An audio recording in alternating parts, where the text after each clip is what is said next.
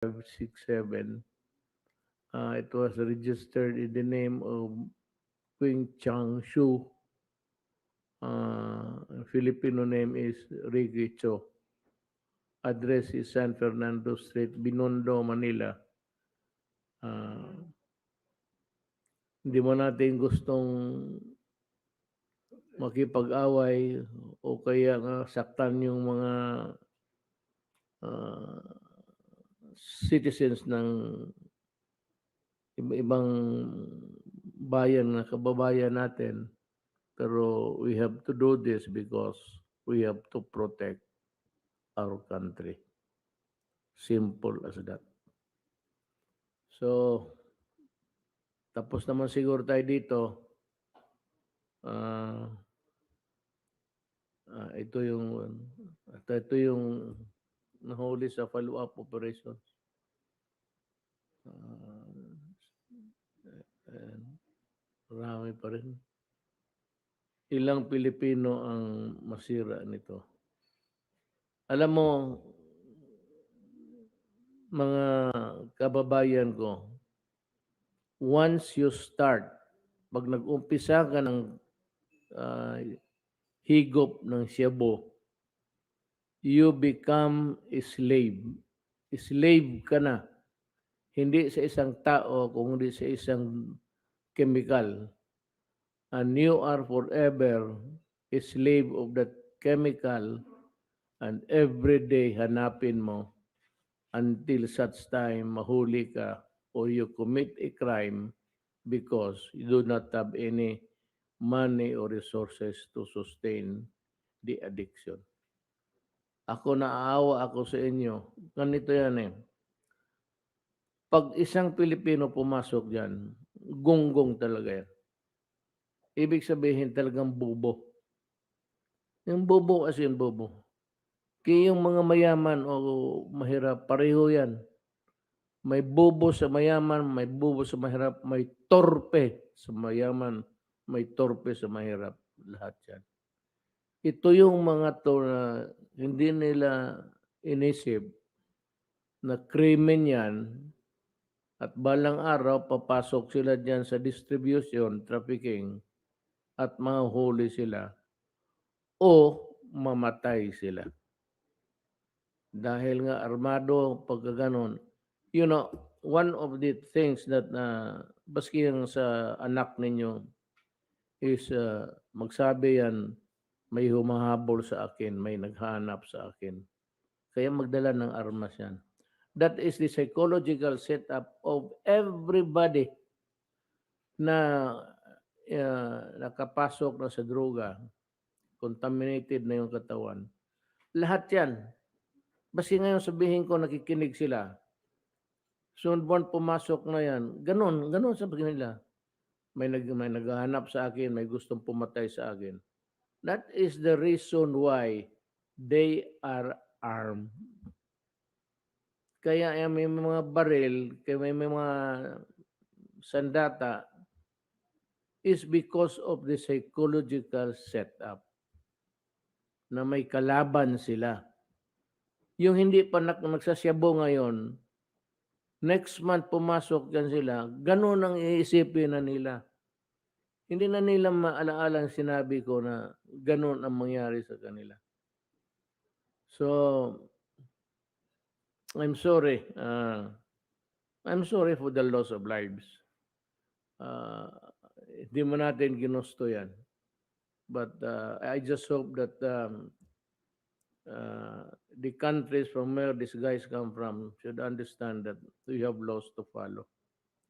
At tayo naman, kayong mga Pilipino, sabihin ko sa inyo, pag nasabit kayo sa droga sa labas, hindi ako makialam. Hindi talaga ako even in face yung sabihin na i-execute na. Hindi ako. I will need, sabihin ko sa mga ambasador, you do your thinking but whatever you want to do. Pero pag-isipan na ninyo, ako ayaw ko. Ayaw ko talaga. So, tapos na tayo dyan. Let's go to Secretary Carl Chua. and to make the short report tonight para malaman ninyo paano ginagplano yung pera.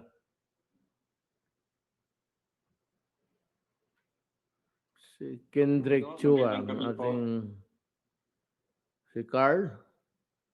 Opo, naririnig niyo po ako? Yes, you go ahead, please. Okay, thank you. Good evening po, Mr. President, Senator Go, mga miyembro ng gabinete at kapwa kong Pilipino. Ang iuulat ko po ngayon ay yung contribution ng NEDA sa 0 to 10 point socio-economic agenda ng Duterte administration. Nagsimula po ang Duterte administration noong 2016 na may hangarin na by 2022 maiangat natin ang 6 na milyong Pilipino mula sa kahirapan at maging isang upper middle income country. By 2040 po, ang hangarin natin dulot ng ating mga reforma ay wala na pong magugutom at magiging high income country ang ating bansa. Para mangyari po ito sa simula po ng inyong administrasyon, meron po tayong 0 to 10 point socio-economic agenda. Ito po yung 0, peace and order. Number 1, macroeconomic policies. Number 2, tax reform. Number 3, ease of doing business. Number 4, infrastructure spending. Number 5, rural development. Number 6, land management. Number 7, human capital development. Number 8, science and arts. Number 9, social protection programs. At number 10, reproductive health law. Lahat po ng may kulay na blue, yan po yung mga may malaking contribution po ang NEDA. At yan po ang ipapaliwanag ko po sa aking ulat. Yung ating 0 to 10 point socio-economic agenda ay naipasok po natin sa ating Philippine Development Plan 2017 to 2022. Ito po yung gabay natin para iplano ang pag-unlad ng ating bansa. At ngayon po, sa loob po ng nakaraang 5 taon, gusto ko pong iulat ang 5 sa pinakamalaking contribution ng NEDA sa inyong administrasyon. Yung una po, yung strong economic management. Ang pangalawa po ay yung national ID. Pangatlo, yung rice tarification law. Pang-apat, infrastructure. At pang-5, ease of doing business. Marami pang na-contribute ang NEDA, pero ito ay isasubmit ko na lang po sa inyong tanggapan. Ang una po ay strong economic management. Tatlo po yung gusto po natin maramdaman ng ating kapwa Pilipino. Ito yung pagbaba ng presyo, yung may trabaho at may sapat na kita. Ito po yung parang ating performance na hinahanap. At gusto ko pong iulat na sa unang 4 na taon ng inyong administrasyon, naka-record po tayo ng isa sa pinakamataas na social or economic growth rate. Yung average po ay 6.6% mula 2016 to 2019 bago pumasok ang COVID-19 pandemic. Nakita po rin natin ang pinakamababang antas ng unemployment at underemployment rate at yung pinakamababang poverty rate sa ating kasaysayan.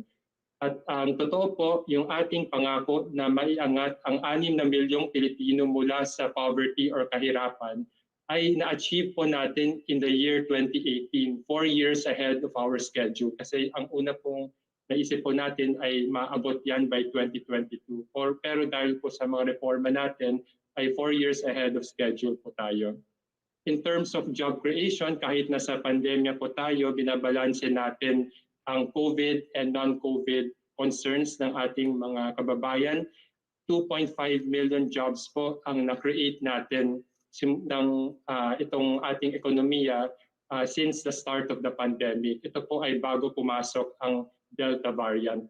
At in terms of socio-economic growth rate, itong 6% average growth na nakita po natin ay unti-unti na po natin na nararamdaman. Bumagsak po ang paglago ng ating ekonomiya noong 2020 dahil sa COVID-19 pandemic. Pero malaki po ang na-improve natin sa ating GDP growth itong second quarter with an 11.8% GDP growth. Ngayon po, pupunta po ako sa pangalawang kontribusyon ng NEDA. Ito po ang national ID. Ito po ay unang sinubukan ng gobyerno in 1973 under President Marcos. Pero it took 45 years in the making at ito ay naging uh, reforma yung taong 2018.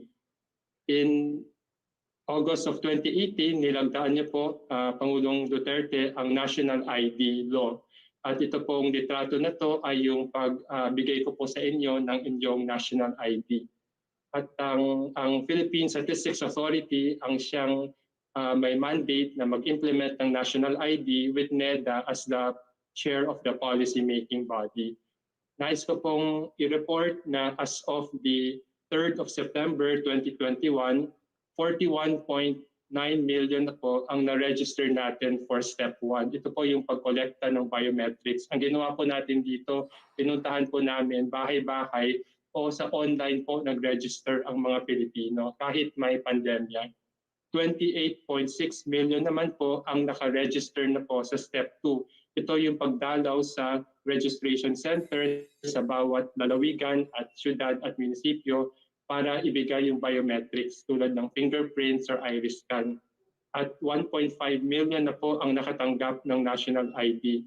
50 to 70 million po ang nais naming mabigyan ng national ID bago po matapos ang taong ito. Marami po ang benepisyo ng national ID. Ang una po, 5.2 million individuals na po ang nag-sign up for bank accounts. Pag may bank account na po sila, mapapadali na rin ang pagbigay ng ayuda sa susunod. Maaari din po gamitin ang national ID para sa COVID-19 vaccination, registration, and distribution.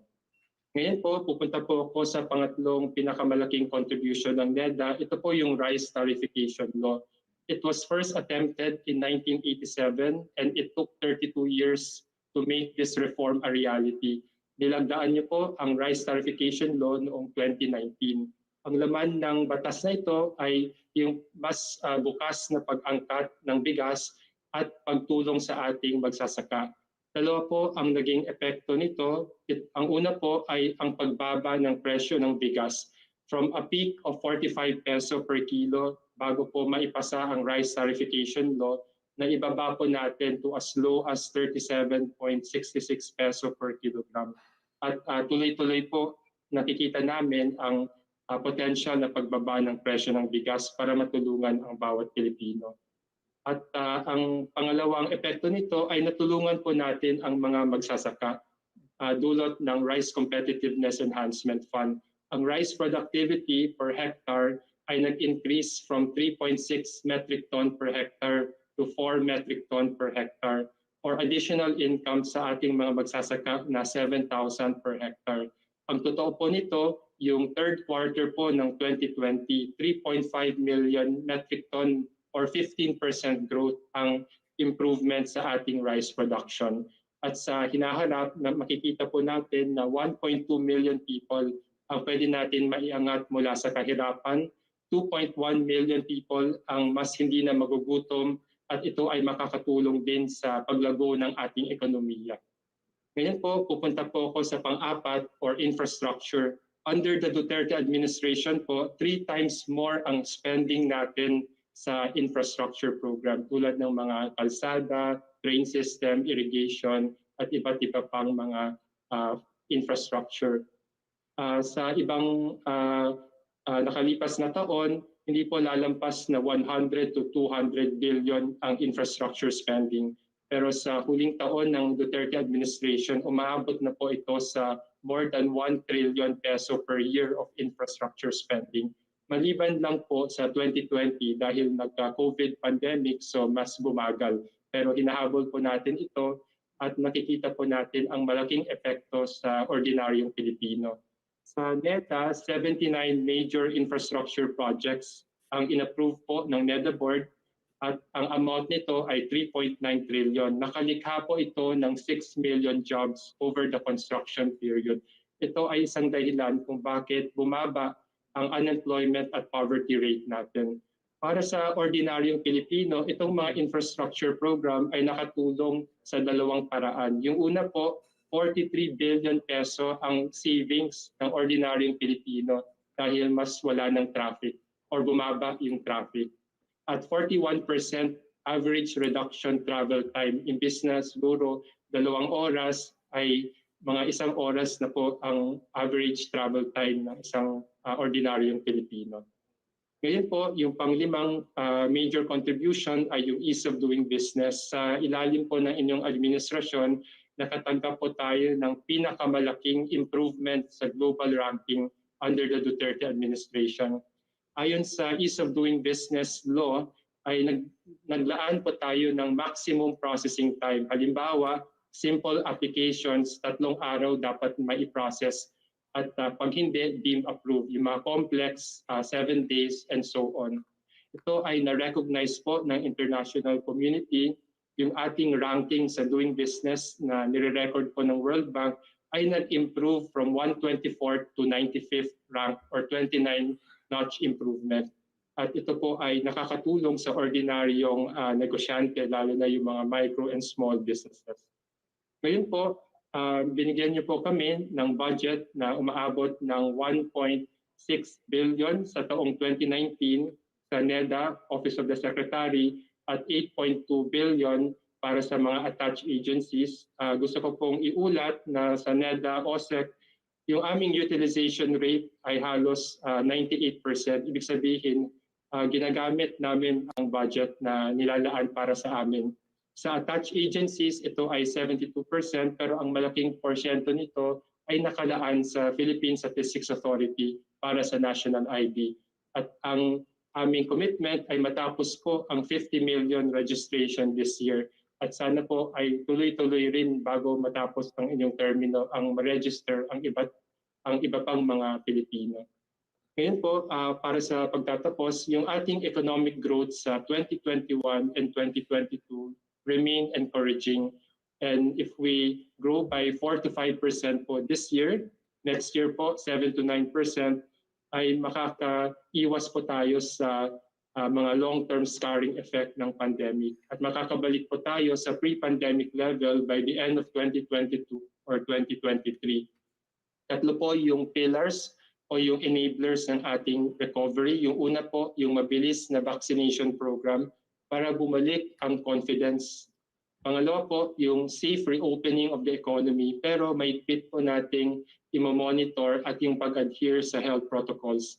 At yung pangatlo po ay yung full implementation of the recovery program, lalo na po yung ating 5 trillion budget for 2022. Ang huli pong slide ko po, meron po tayong natitirang mga economic reforms na sinertify niya na po as urgent. Ito po yung mga tulad ng Public Service Act, Retail Trade Liberalization Act at Foreign Investment Act. At ang layunin nito ay maka-attract po tayo ng more investment.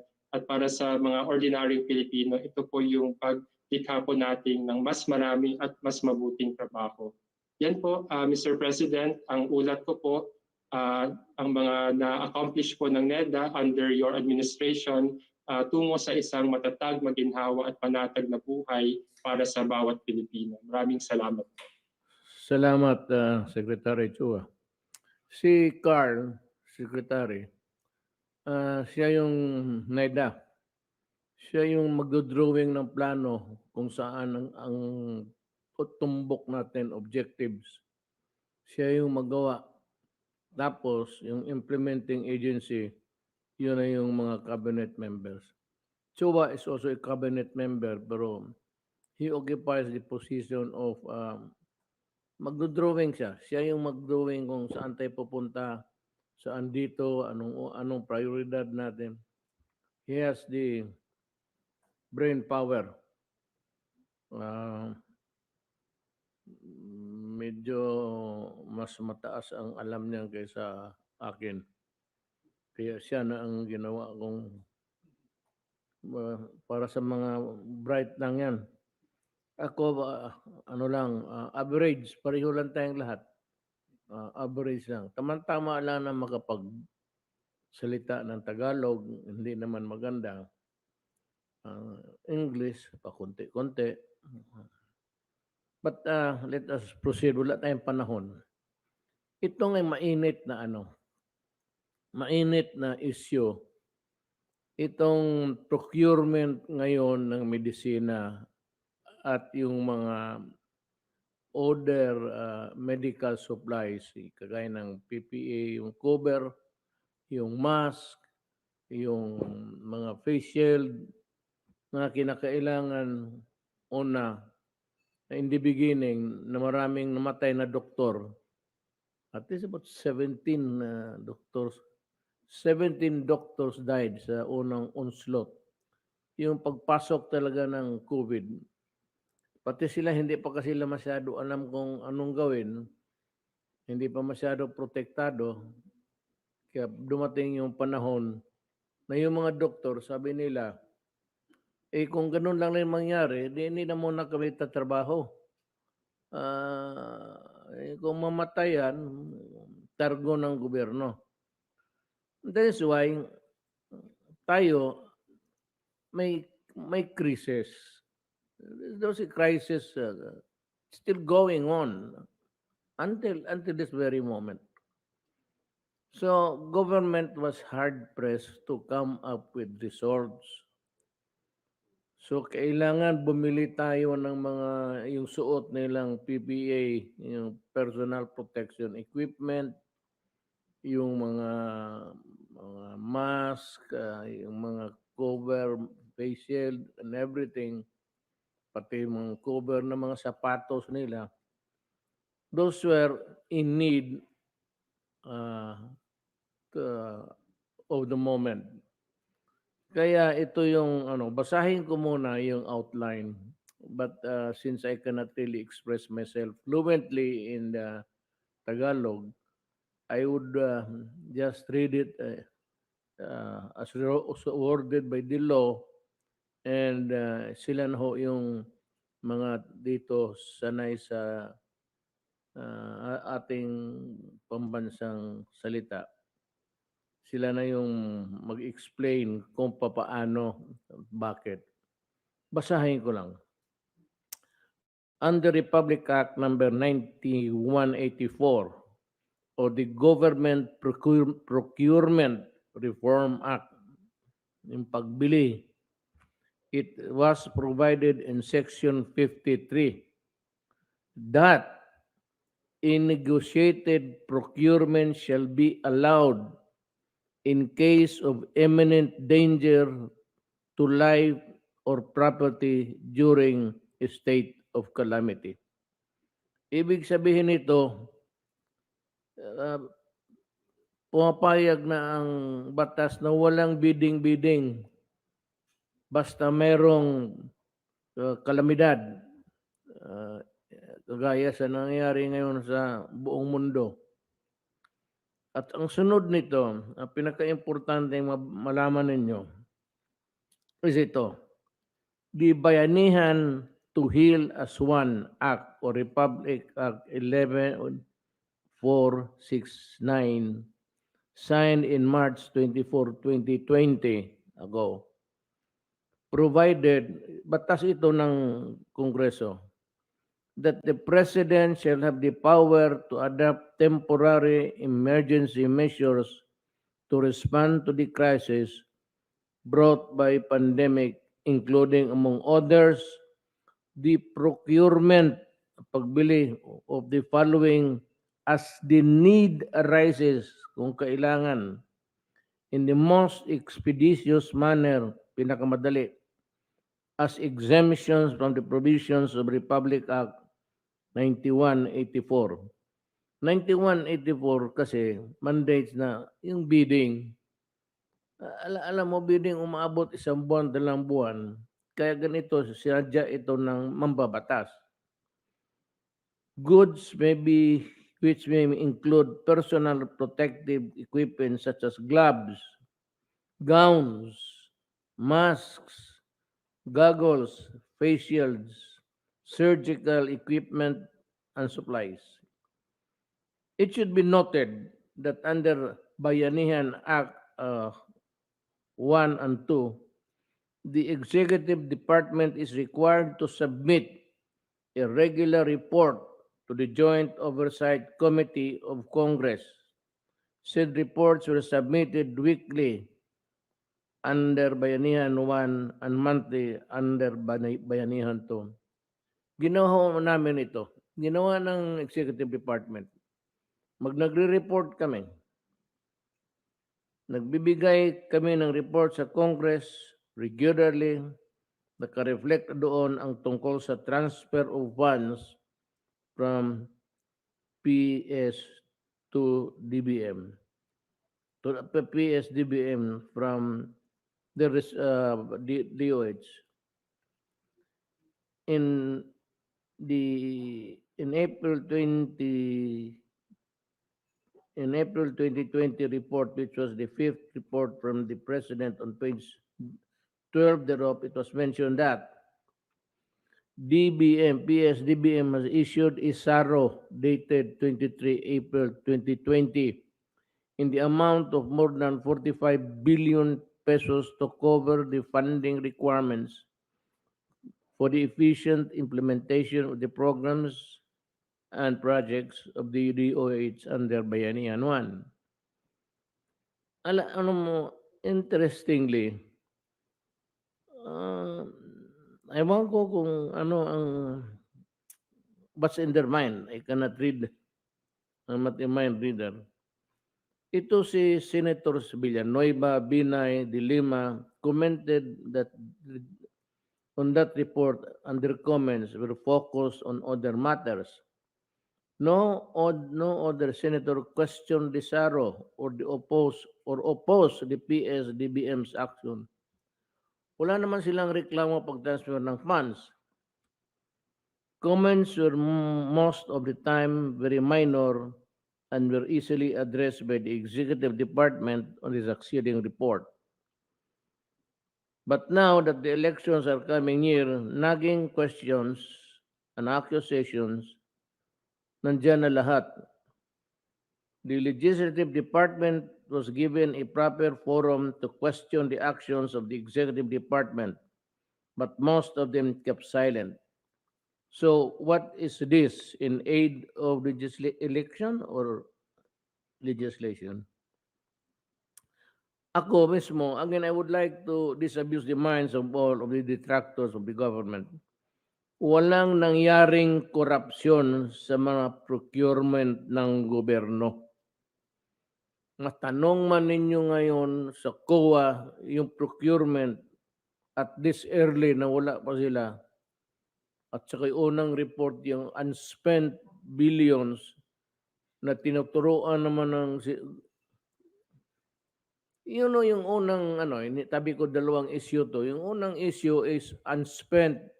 Tatanong sila na Congress, bakit may pera kayong 60 63 billion, 62 na hindi pa nagamit?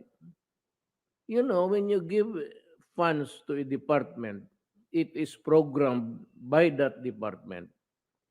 Do not run the department as if it is a parang opisina lang ng Senado. Do not dictate on siya yung si Doke yung papatakbo niyan. Hayaan mo siya. Let him make the programs, then spend the money. Pero wag ninyo na sa aga magtatanong na kayo, may trabaho kayong binigay sa kanya. Natin. Let him complete his work. At the end of the day, kung palpak ang trabaho niya, then that is the time for reckoning.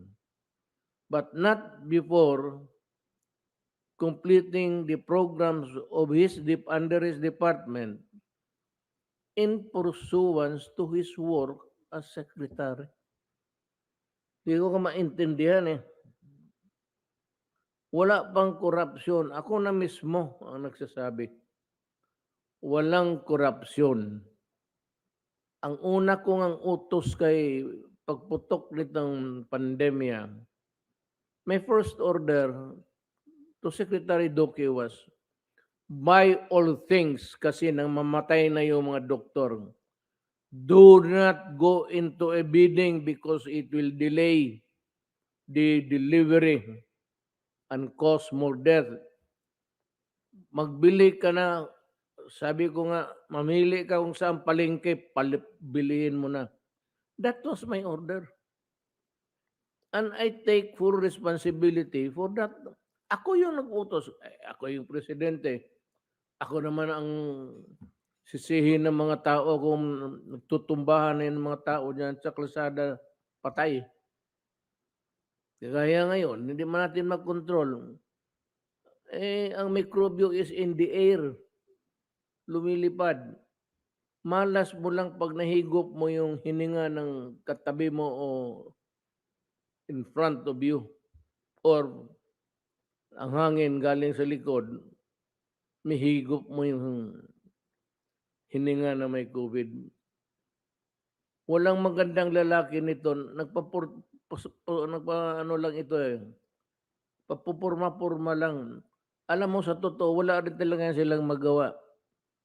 Nilaway nila, hindi magapigil ng COVID. Now, it is a question of how we responded. Kaya ngayong una, wala tayong vaccine. Nag-appoint ako kay Secretary Galvez, but he was in the wilderness looking for the vaccines until China donated. So ang first vaccine natin, hindi natin binigay ng China. Kung meron mang na-overlook efficiencies, yung nakaligtaan, that's the best Tagalog word that I can produce. Yung mga nakaligtaan, ng pagkukulang, ina-correct naman kaagad. But it was not a question of money. Now, itong sa Blue Ribbon Committee, sa totoo lang, yung ginagawa ninyo ngayon sa administrasyon is really politicking. I don't know, maybe we just achieved so much that the fight can no longer be done based on the merits. Ewan ko ba, but baka wala na silang ma-display na magawa nila, kaya naghanap na lang na ikagagalit ng tao sa akin. Sa Pilipino, itong maiwan ko sa inyo. Bababa rin ako, matatapos din ako balang araw. I will not be there for the longest time. Pero sabihin ko sa inyo, yung oath of office ko, talagang tinupad ko. Ngayon, ito na lang. Kung maniwala kayo sa kanila, matagal na yan sila eh. Pareho kami. Ako lang, mayor. Sila mga senador. Pabalik yan sila. Tanungin ko kayo, may nakita ba kayo na magandang batas na nakatulong sa bansa? Tanungin ko lang kayo. Kung sabihin ninyo ako ang nagpakukulang, sorry. Ginawa ko ang lahat ko. Kung ang lahat ko hindi pa kulang pa, patawad po. Yan lang talaga ang kaya ko. But itong mga senador, hindi mo ba nakita? Sila lang. Kasi kayo magboto, ang nasa isip lang kasi ninyo, may ballot box naman, may ballot box. May ballot box na ilagay yung ballot mo. Kung ikaw ay gustong pagbabago o ayaw mo na sa kanila, all you have to do is to get hold of that sample ballot and write it down. Hindi na kayo nagsawa dyan sa kanila. Pero sa totoo lang, what spectacular achievement have they achieved or have had achieved in the past going to the present?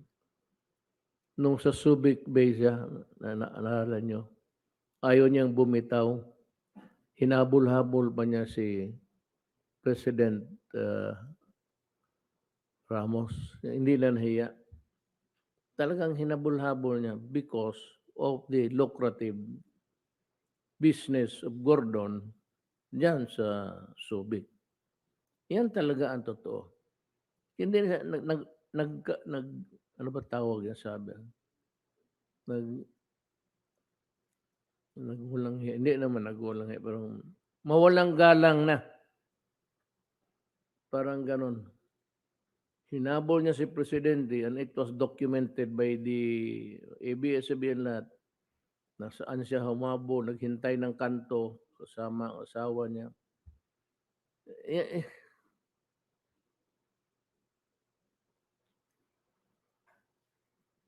Sabi nga, I don't know anong ni Ping.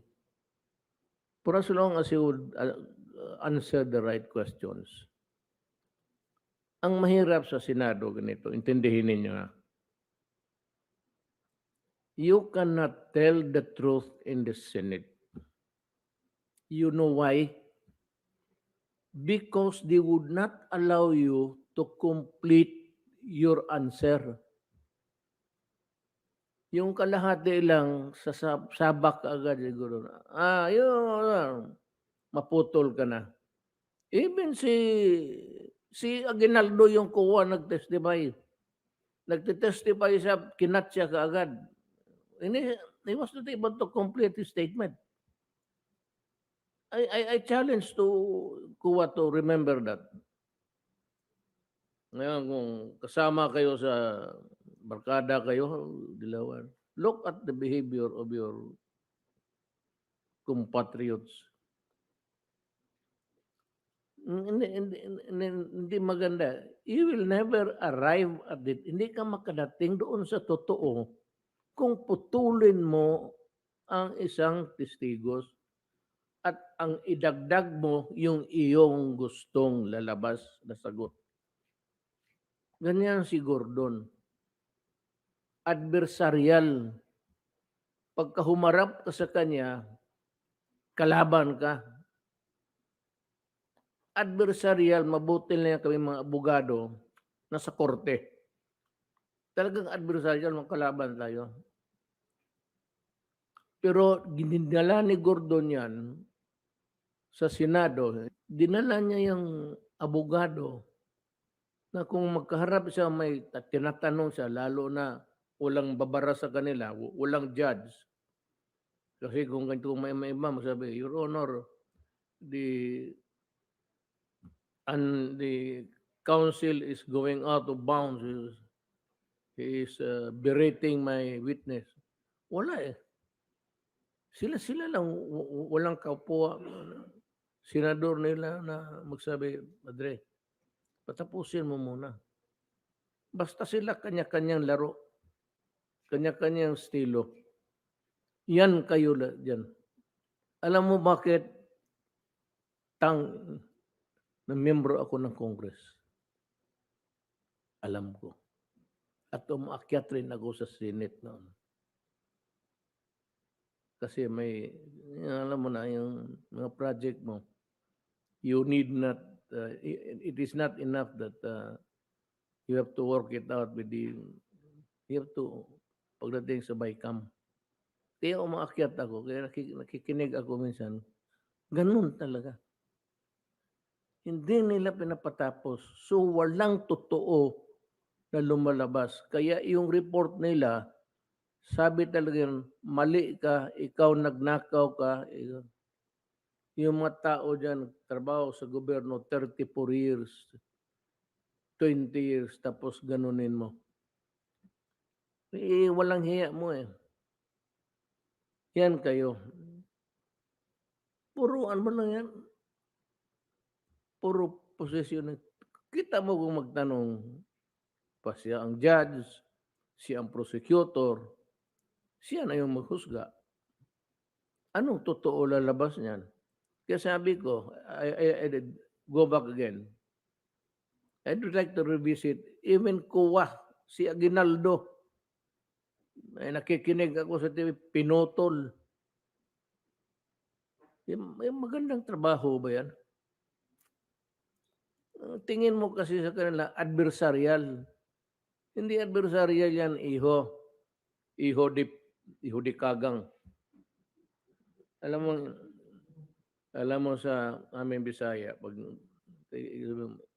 iho di, siyempre, hindi mo naman, iho di kagang. Kagang is crab. Iho di ka, iho di kagang. Ganun ka. It's about time that makita rin naman. Ilang witnesses na all these years, Gordon, na dumaan sa inyong pinagsisigawan ninyo. Boboto kaya yan sa inyo ngayong eleksyon? Think about it. Itong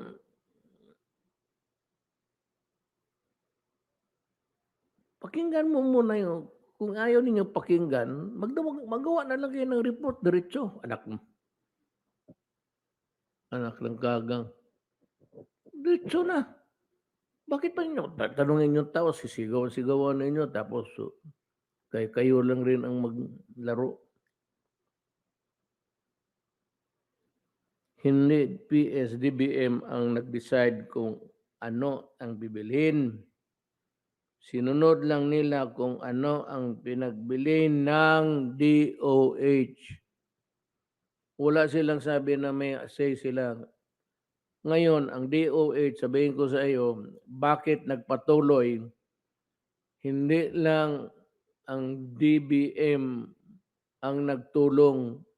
Maraming nagtulong sa DOH kasi hindi nila kaya talaga. Milyon. Ang trabaho, minsan titignan mo pa isa-isa. Kaya ganun yun. May I have a deliberate view before the use of the face shields? Ako noon, sabi ko na tanggalin na ninyo ng face shields kasi binabasa ko naman ng ano sa Amerika at lahat. Wala namang face shields. Sabi ko na, pwede na siguro tanggalin yan. Pero nung dumating itong variant na Delta, natakot ako. Yun, mali ko yun. Ako ang nagsabi na wag na. Admitahin ko yan. No problema. Akin yun. It was my call. But I believe in good faith no, na talagang hindi na kailangan. Kasi sa ibang bansa, sabi hindi naman, wag mo lang inudnud yung mukha mo dyan kung saan mo. No. Remember, ngayon ha, ito alcohol. May I remind everybody, it is not discourteous at this time. Pag magkamay ka o mag-ano ka tapos mag-ano ka ng alcohol sa harap, huwag kang mahiya kasi it's the call of the moment. Yung pare, magbili ka rin ng iyong alcohol. Now, I would like to turn you over to maraming resource person. Si Secretary Roque, Secretary Galvez. Ito si Secretary Mon Lopez. Siya yung DTI, Department of Trading. Siya yung makasabi na ano yung presyo na binili nila, sabi nila mahal. Bakit mahal yung panahon na yon? Kasi siya yung nagmo-monitor ng mga presyo. Siya ang makasabi. He will be unahin ko siya tapos maybe another is Vince, pati si Galvez. Si Secretary Duque wala na. Huwag ka na magbasa niyang ano nila report, sir. Magbasa ka lang ng magazine. Wala. Sir, nagre-report na ako dun sa benefits. Ah. Yung benefits na healthcare workers. Yes, sir. So I'd like to turn you over to, ito yung siyang nakaalam sa mga prevailing price ng lahat. Department of Trade, dilata, anong bilhin mo, sabon, pati yung face mask. Siya yung may listahan. Hindi ang DBM, hindi ang DOH. So I'd like to call on Secretary Lopez to Okay. make a statement. Salamat po, Mr. President, mga Senator Bongo, mga kasama sa kabinete, fellow workers in government, sa ating mga kababayan. Tama-tama po, Mr. President, kasi kung tatandaan natin nung isang taon, last year lang po, nung nag-umpisa yung January, unang sakuna yung pumutok yung taal. Nagkaroon bigla ng demand sa mask. Ang mask na kinailangan noon, N95 pa, yung mas makapal. Prior to that, wala naman hong pumapansin sa mask, sa mga face mask. Wala hong gumagamit yan. Kailangan maalala natin itong mga nangyari dahil ito ho talaga ang nag-determine ng paggalaw ng presyo. At alam po natin ang tinatawag na law of supply and demand. Ganun lang po kasimple. Hindi ho natin talaga maaalis yun. Kaya nung nagkaroon, out of nothing, walang nagde-demand, biglang maraming naghanap. So talaga hong umakyat ang presyo. At wala rin tayong local producers. So wala rin tayong mabilhan dito.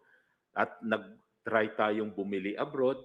Wala rin gusto mag-supply. Kasi after ho nung taal, dahil na po nag-umpisa yung dumala ang kaso ng COVID, kung maalala po natin, February, kaya towards March 15, dineclare nyo po unang-una yung ECQ. First time, March 15, naalala po yun. Sunod-sunod ang meeting natin, halos araw-araw po. At nung March 15 na yon, dahil dumalala na ang kaso, dumadami na, may community transmission, all of a sudden, dumarami na rin yung pangailangan sa mask dito ho sa suot natin ngayon. Naalala ko po, nilista ko ho dito, nung unang parang may mga naghahanap na ng mask, January pa lang, yung presyo ng mask noon, umakyat na. Dati less than 1 peso, naging piso hanggang 8 piso. January, ang bilis ng pag-akyat, very high. Nung February, eksakto, February 11, nag-declare na po DTI-DOH ng SRP, 3 to 12 pesos. Mas mataas na, pero 3 to 12 pesos lang.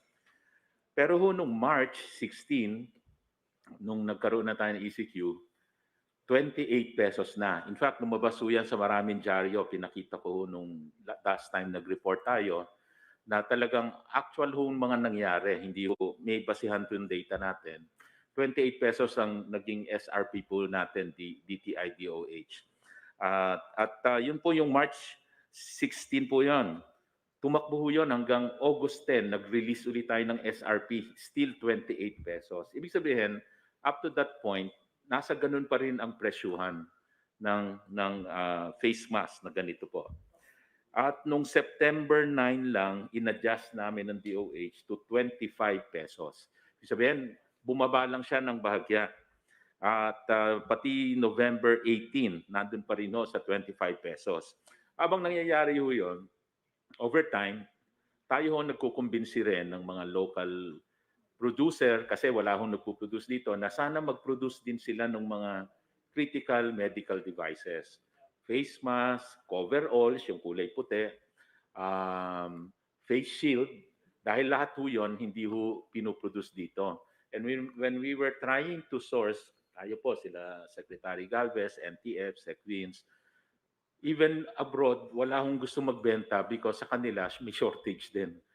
Wala namang gusto magbenta. So tayo walang supply. And in the meantime, nandyan na ho yung nagre-reklamong mga healthcare workers, mga pinipicturean pa nila na ang suot nila, mga plastic na lang. Kaya ho, ganun din ang pressure sa atin na mag-source. And I remember DOH and with the PSDBM, talagang pressured silang makakuha na kaagad ng mga supply. So ganun po yung presyuhan po nung time na yon dahil wala ho talagang supply. Ngayon ho, nung kanina narinig po natin dun sa hearing, yung isang producer, yung EMS, actually ho, kasama ho yan sa mga in-encourage namin mag-local production. Marami hong kumpanya na nag-umpisa na. Sila ho nag-initiate naman, nag-umpisa mag-produce ng mask. Sa amin, nire-recall namin yung record nila, I think nakauna silang parang siyempre nagpasok ng makina yan, hindi electronics company ho sila. Hindi naman gumagawa talaga ng face mask. But they heeded the call of government na umpisahan ng local production para we will not depend on imports. And by the way, starting the local production at that time was also challenging. Dahil even the raw material, itong tela mismo, nagmahal at nag-shortage din. Dahil imagine, lahat ng ibang bansa nag-produce out of nothing, biglang kailangan nila mag-produce. So sa madaling salita po, yung local production natin, meron tayo nung mga time ng February pero exporter. Sa Bataan po yon. So ina-export po niyan. Ang ginawa ho natin doon actually, dahil hindi ho naman tayo nag-impose ng export restriction, kinausap po natin. Parang moral suasion, pwede ba yung ina-export mo mag-allocate ka locally para lang may masupply dito. So yun yung first source ng supply natin from that local producer pero exporter ho yun. But here comes other companies nag-locally produce. So yung EMS example, I remember mga towards end of May na sila nakapag-produce. And towards June, naka-supply na sila sa PSDBM, sa gobyerno, nung sumali na sila sa bid at nakapasok naman ho sila. Pero towards June ho yun. Kaya doon naman, napababa na yung presyo. Kasi doon nga ho may mga iba ng sources, meron na tayong ibang nakukuha imported. And I remember even China at that time, nag-improve yung cases. Nagmura ngayon yung mask, maraming available masks from China. So nakapag-import na rin ng mas mababang presyo after that. But if you talk of March, April, May, mataas pa ho yung presyuhan talaga noon. So yun lang po, Mr. President, bali pagdating mo sa presyo, talagang malikot at that time. Because imagine, dati walang naghahanap niyan, biglang lahat ng citizen, lahat ng Pilipino, ni-require natin at certain point na mag-mask. So ang demand biglang milyon-milyon at walang local production. So yun ho yung sa presyo. Masabi ko lang ho, nung after itong nag-repurposing manufacturing tayo at nakapag-umpisa ng mga local producers, in-encourage natin silang sumali sa PSDBM sa mga bidding. Para siyempre sila mag-supply. Para nga hindi lahat ini-import kasi kaya natin dinevelop yon. So eventually ho, may mga nakapasok at nakapagbenta na rin, nakasupply. And naalala ko in one report that I made in Davao sa inyo po, I was happy reporting na may mga local suppliers na tayo. Dati zero. Yung production ng face mask, coveralls, we were happy to say na meron na tayong local production. But it started June onwards, Mr. President. Kaya doon lang ho tayo talaga nakapag-produce ng marami. In fact, doon sa pinabid ng PSDBM, sa pagkaalala ko, hindi pa rin kaagad masupplyan ng todo-todo. I think ini-spread pa yung delivery kasi hindi kaya ng malakihang volume. So, Mr. President, yun po yung update natin sa presyo at yung kakayanan ng local manufacturer na sumali sa local procurement, yung procurement po natin. Salamat, Secretary Lopez. I think there are some clarifications to be made by Vince Dison, pati yung tinake up mo kanina si Secretary Roque. Then after that, we'll go to Secretary Galvez. Mr. President, magandang gabi po. Magandang gabi po sa mga kababayan natin. Ang gusto lang po namin i-clarify ni Secretary Galvez, yung pong sinabi ni Secretary Galvez kanina po sa Blue Ribbon na nais ko po sanang susugan, Mr. President, na nung panahon po yun, marami po sigurong nakakalimot dun sa sitwasyon natin nung March, April, May of last year. Nung pong panahon na yon na sinabi ni Secretary Galvez, paulit-ulit nang sinasabi, at sinabi po niya ulit kanina sa Blue Ribbon, hirap na hirap po talaga ang paghahanap ng national government ng mga kinakailangan nating supply, lalo na para sa healthcare workers. Nasabi na po ni Secretary Galvez, yung dami ng mga healthcare workers na namatay. Yung pong, in fact, to give you an anecdote, Mr. President, nagpunta po kami ni Secretary Galvez, if I'm not mistaken, sa Cebu at the height of the surge nung April. And alam niyo, Mr. President, sa ibang ospital nakakita po kami ng mga mask na nakasabit sa sampayan. Yung mask ng sampayan, tinanong mo namin ni Sec Galvez, bakit nandyan yung mga mask sa sampayan? Sabi niya, sir, kasi wala na kaming mask.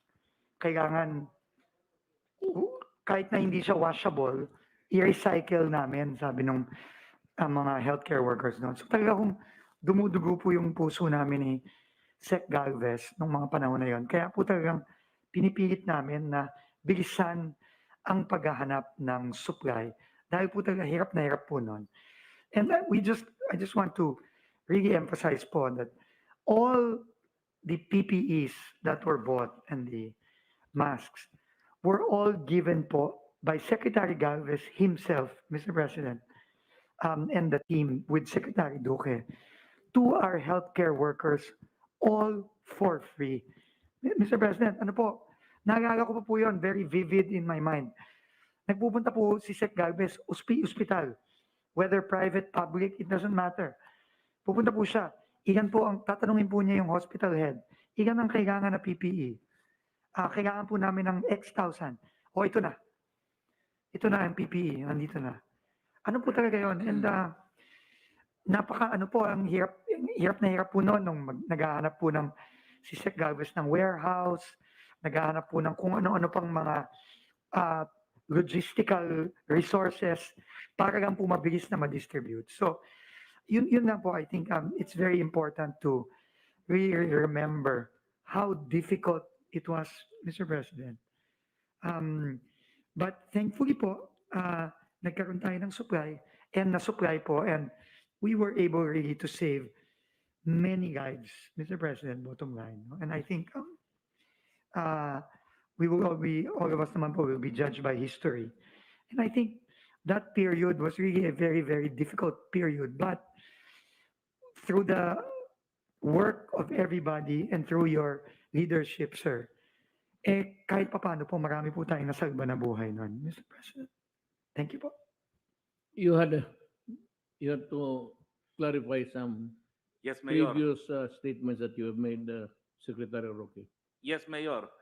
Well, napanood po ng taong bayan ang hearing sa Senate, pero napanood din po nila ang ating panig sa ating mga press briefing at talk to the people.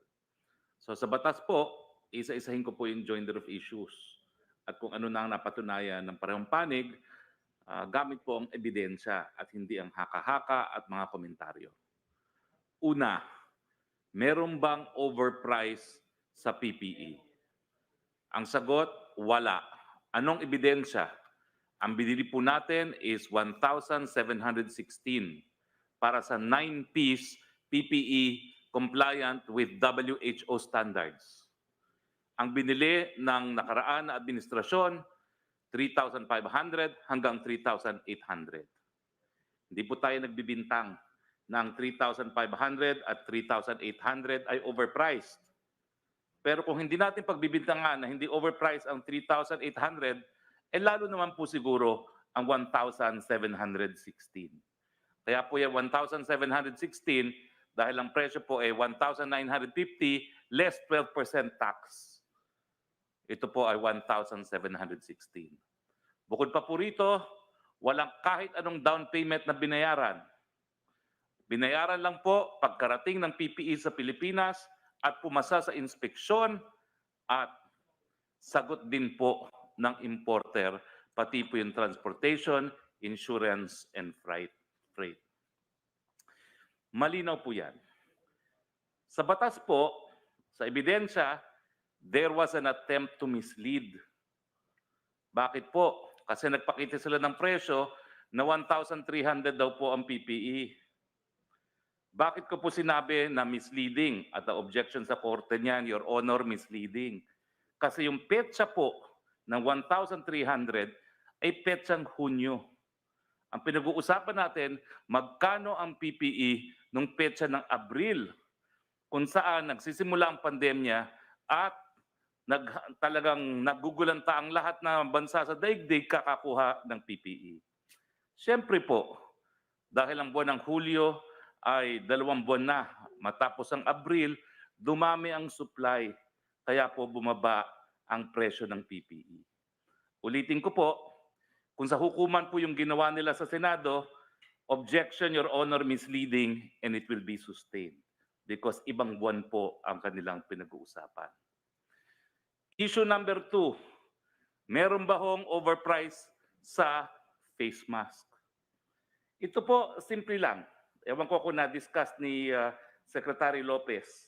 Noong Abril, Secretary Lopez, for the record, magkano ang suggested retail price ng mga face mask? Again, nung March, April, nasa 28 pesos ang face mask, SRP. At nung mga bandang June, July, doon na nagkaroon ng iba pang suppliers. Kaya nga po ang Kaya pinag-uusapan, pag ibang buwan, iba na ang presyo. Ganun na yun. ang pinag-uusapan lang po natin, Abril. Ang suggested retail price, 28. Ang bili, magkano? 27 pesos. Meron ba hong overpricing? Wala. Anong ebidensya? Suggested retail price.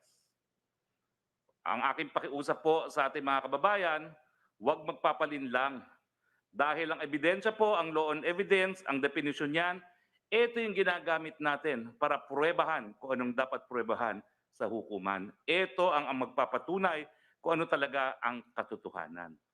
So 2 punto po yung importante ngayon. Walang overpricing sa PPE, walang overpricing sa face mask. Pagdating naman po sa issue na dapat bang ma-audit ng COA ang Red Cross. Again, misleading, Your Honor. Dahil sinasabi nila, hindi raw pampubliko ang Red Cross, dapat walang jurisdiction ang COA. Mali po yan. Dahil sa ating batas, unang-una, miski ikaw po ay pribado, ikaw ay NGO, pag tumanggap ka ng salapi na galing sa kaban ng bayan, i-audit ka ng COA. Full stop.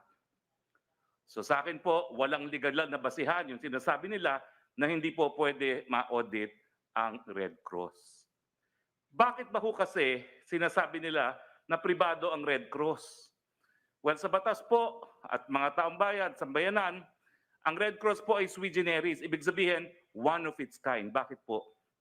Binuo po ang Red Cross para po makapasok sa lugar na mayroong digmaan para magbigay ng humanitarian assistance. Kung gobyerno po ang Red Cross, hindi siya makakapasok sa lugar na may digmaan. Kasi oftentimes ang digmaan, gobyerno at rebelde.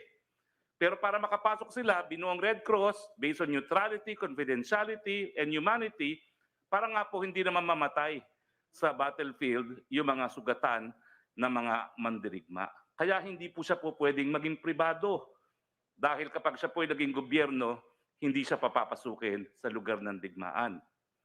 Pero meron po siyang public na karakter. Sa katunayan po, lahat ng empleyado ng Red Cross, miyembro ng GSIS at hindi ng SSS. Kaya po meron siyang public nature kasi binuo po ang Red Cross sang-ayon sa Geneva Convention na lahat ng bansa sa daigdig ay kasapi, kasama po ang Pilipinas. At ang kanilang gawain nga po ay pampubliko, yung pagbigay ng humanitarian assistance sa digmaan at sa mga kalamidad. Kaya po sui generis ang Red Cross. Ang dapat malaman ng taong bayan, sa bilyong-bilyong siningil niya sa ating PhilHealth pagdating sa RT-PCR testing lamang. Magkano ang siningil niya? Kasi Mayor at saka mga kababayan, iba po ang singil kapag ang makina at ang test kits ay donated. Dapat po yan 1,100. Pero sa lalong matagal na panahon, 4,000 ang singil nila, binaba nga 3,400. Pero kami pong mga kawani dito sa Malacanang, doon po tayo nagpupunta sa National Children's Hospital o kaya sa NKTI dahil nga po donated ang makina, ang bayad natin 1,100 at hindi 4,000. Yan po ang dapat tutukan ngayon sa mga maraming bagay ng ating COA. At isa pa po, kasi nga po palasigaw na tatarantang PhilHealth, humingi sila ng advance payment. Pero sa COA rules po, dapat walang advance payment. Dapat reimbursement lamang. Pero matter of fact record po yan, hundreds of millions ang hiningi nila by way of advance payment na ginamit naman nila para din doon sa mga RT-PCR equipment and paraphernalia nila. Yun lang po, Mayor, at magandang gabi po. Thank you, Secretary Roque. In addition, I'd like to just also read the law, the wordings of the law, para maintindihan ng lahat. Alam mo, si Gordon mahilig sa investigasyon. Ngayon, yung Red Cross na pinakamatagal, siya ang humawak. So as far as I can remember, Boy Scout pa ako noon, Red Cross na yan siya. Totoo lang. I don't know if he was there also. Pero ikaw, Gordon, mahilig ka mag-imbestiga ng anomalya, katiwalian. Pero pagdating sa iyong Red Cross na hinawakan mo, parang propiedad mo, for the longest time, hindi ka na natanggal dyan, dapat palitan ka na. Pero kontrolado mo kasi, papaiyak tuloy ako sa iyo. Dali. Ngayon na ikaw na yung i-audit, ayaw mo. Bakit? Ano ang sabi ng batas? First, Article 9 of the 1987 Constitution says that the Commission on Audit shall have the power to an authority and duty to examine, audit, and settle all accounts pertaining to the revenues and receipts and expenditures or uses of funds and property owned or held in trust by pertaining to the government or any of its subdivisions, agencies, or instrumentalities, including government-owned or controlled corporation with regional charters and on a post-audit basis. These include such non-governmental entities receiving subsidy or equity, pera, directly or indirectly from or through the government, which are required by law or granting the institution to submit to such audit as a condition of subsidy or equity. Also mentioned in Section 4, the Commission shall submit to the President and Congress within the time fixed by law an annual report covering the financial condition and operation of the government, its subdivisions, agencies, and instrumentalities, including government-owned or controlled corporations, and non-blah, blah, blah.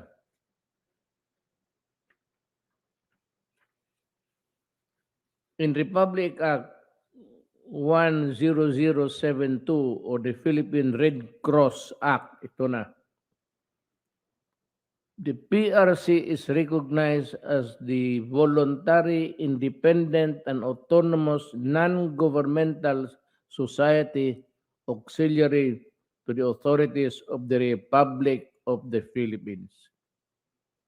Okay? It is provided that in the said Republic Act that the Philippine Red Cross shall at the end of every calendar year submit to the President of the Philippines an annual report containing its activities and showing its financial condition. Senator Gordon, hindi mo ito gaba. Hindi mo ito ginawa. Wala akong nabasa galing sa iyo. Kailangan yan. Alam mo bakit? Mga kababayan ko, alam mo bakit? Hindi pwede sabihin yung Red Cross na independent na hindi na maabot ng gobyerno. You know, when you may pera, baski sino, pag ang pera galing sa gobyerno binigay sa kamay mo para implement mo isang project or whatever, gastusin mo sa isang tasking dito, it becomes a the receiving entity or the person automatically is responsible for that money. So itong sabi ni Gordon na hindi siya pwedeng mo-audit is takot ka. Takot ka kasi alam mo marami ka ng atraso all throughout the years and you cannot possibly have the time to cover up everything also. Walang ibang, bakit ka takot? Eh, nasabi dito, ang annual report to the PRC, to the Office of the President. Bakit ka sabi mo na hindi ka tumatanggap ng pera? Tumatanggap ka ng pera galing sa PAGCOR. Tumatanggap ka ng pera sa itong sugal. PCSO, kasali ka pa sa sugal pala. The subsidy is made to the Philippine Charity Sweepstakes Office, which allocates at least one lottery draw yearly to support the Red Cross disaster relief operation aside from the existing lottery draws of the blood program. So, I would like to contradict you publicly and maybe lecture you. Pareho man tayo abogado on the finer points of law.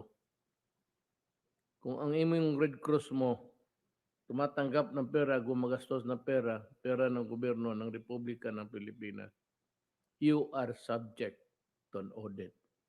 Hindi pwedeng hindi. Pera ng gobyerno. It might be an independent body. International Red Cross kasi yan talaga eh. So, we do not intervene in, no, nothing there.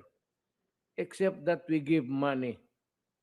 To that extent, the interest of the Republic of the Philippines come into play.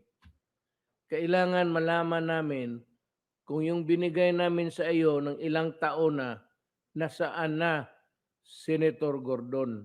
I am demanding an answer and I am going to ask for the copies of the audit so that we can go over it and compare it with the copies of the audit sa COA. Total, under the law, it's all public documents. We can dwell on it, delve on it, and find out if you have been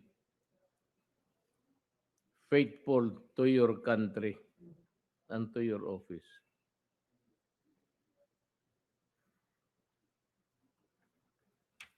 So yan lang ho. Then we go to the next to report is Secretary Galvez. It will be followed by Secretary Duque. Then be Secretary Anyo, if you have any report to make. Sir, susugan ko lang po yung sinabi po sir ni Secretary Vince Dizon na dapat po makita po natin yung talagang context ng mga prices at saka context ng date ng mga nangyari. Kasi po parang hinahalo po yung yung mga datos not relative to the date. So kung makita po natin nung simula po na nag-open yung Senate hearing, medyo sumama na po ng loob namin dahil kasi kaagad yung context kaagad na there is a 42 billion plan there kaagad ang nasa po na parang may presumption of guilt na talagang may kinuha tayo na 42 billion. At the same time na parang they are painting na there is anomalous transactions on the government procurement of the PPEs and also government supplies. Yung tama po yung sinasabi po ninyo, Mr. President, na parang yung PSDBM kaagad, they painted black. And they even, yung personal po ni Lloyd, ay talaga pong tinitingnan lang na parang pinipintahan po na pangit. Sir, sa totoo lang po sir, kasi ako po parang nakukonsensya ako kay Lloyd dahil kasi ako po ang nag-recommend sa IATF na bumuo po ng tinatawag na task group resource generation and logistics. Dahil nga po, nung tinawagan ko po si Major General Buca, yung pinakamagaling na logistics ng Armed Forces, pina-evaluate ko po yung logistics capability at saka procurement ng DOH at saka ng RITM. Kasi kailangan po natin bumili ng PPE at saka bumili po ng tinatawag natin mga test kits.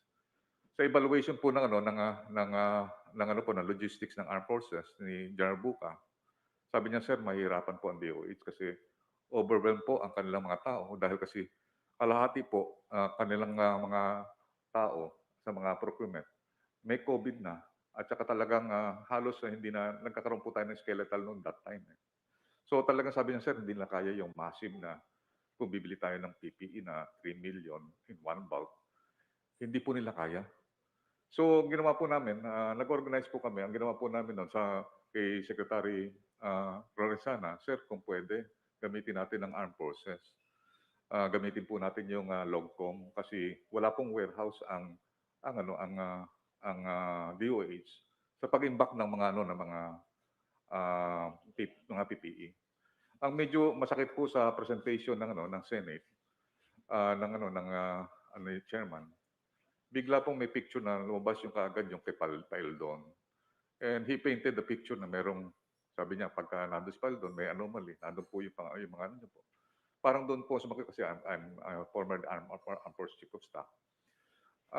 Ang laki ng tulong ng Armed Forces po at saka ng OCD, considering that the Secretary Lorenzana is the head of the NDRIMC sa DND. At sa kanya po, nakano po yung talagang preparedness ng ng mga disaster response. And gusto namin talaga na NDRIMC magamit po dahil kasi yun po talaga ang nasa law sa NDRIM law. Ang OCD po talaga ang mag-response as logistics hub. Siya po actually authorized na tumanggap ng mga consignment ng mga donation. OCD lang po ang pwedeng tumanggap niya. So yung